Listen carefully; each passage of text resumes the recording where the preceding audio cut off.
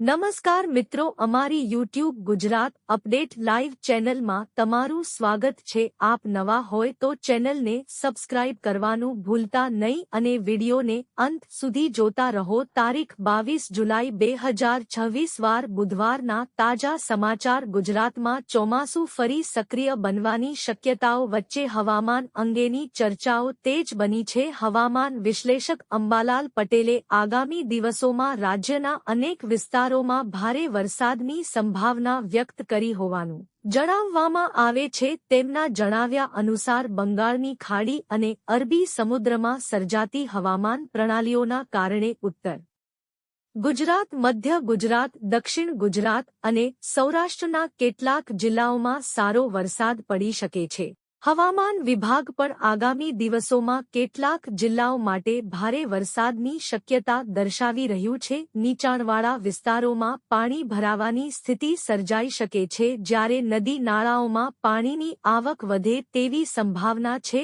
વહીવટી તંત્રને સતર્ક રહેવા સૂચના આપવામાં આવી છે અને લોકોને પણ જરૂરી સાવચેતી રાખવા અપીલ કરવામાં આવી है। ખેડૂતો માટે આ વરસાદ આશીર્વાદ સમાન બની શકે છે। કપાસ, મગફળી, મકાઈ, સોયાબીન અને ડાંગર જેવા પાકોને પૂરતું પાણી મળવાથી પાકની વૃદ્ધિમાં લાભ થશે। જો કે જ્યાં અતિભારે વરસાદ પડે ત્યાં પાણી ભરાઈ જવાથી નુકસાન થવાની શક્યતા પણ રહે છે। કૃષિ નિષ્ણાતોએ ખેડૂતોને ખેતરમાં પાણીના નિકાલની યોગ્ય વ્યવસ્થા રાખવાની સલાહ આપી છે।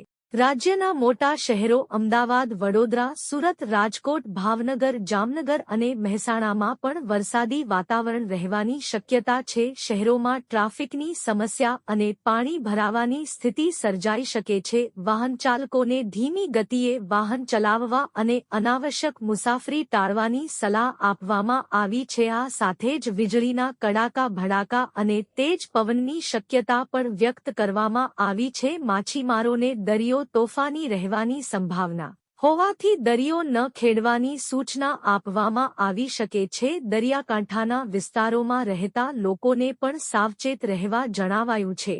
રાજ્ય સરકાર અને સ્થાનિક તંત્ર દ્વારા વરસાદી પરિસ્થિતિને પહોંચી વળવા માટે કંટ્રોલ રૂમ કાર્યરત રાખવામાં આવ્યા છે। એનડીઆરએફ અને એસડીઆરએફની ટીમોને જરૂર પડે ત્યાં તૈનાત રાખવાની તૈયારી કરવામાં આવી છે। નીચાણવાળા વિસ્તારોમાં રહેતા લોકોને જરૂર જણાય તો સુરક્ષિત સ્થળે ખસેડવાની વ્યવસ્થા પણ તૈયાર રાખવામાં આવી है। નાગરિકોને અપીલ કરવામાં આવે છે કે ભારે વરસાદ દરમિયાન નદી, તળાવ કે પાણીથી ભરાયેલા રસ્તાઓ પાર કરવાનો પ્રયાસ ન કરે। વીજળીના થાંભલા અને ખુલ્લા વાયરથી દૂર રહેવું તેમજ હવામાન વિભાગ દ્વારા જાહેર કરવામાં આવતી સત્તાવાર સૂચનાઓનું પાલન કરવું। એકંદરે 22 જુલાઈ 2026ના રોજ ગુજરાતમાં વરસાદી માહોલ વધુ મજબૂત બનવાની સંભાવના છે। અંબાલાલ પટેલની આગાહી અને હવામાન વિભાગની ચેતવણીઓને ધ્યાનમાં રાખીને લોકો સાવચેતી રાખે તો સંભવિત મુશ્કેલીઓથી બચી શકાય। ખેડૂતો માટે વરસાદ લાભદાયી સાબિત થઈ શકે છે, પરંતુ અતિભારે વરસાદવાળા વિસ્તારોમાં તકેદારી રાખવી ખૂબ જરૂરી છે।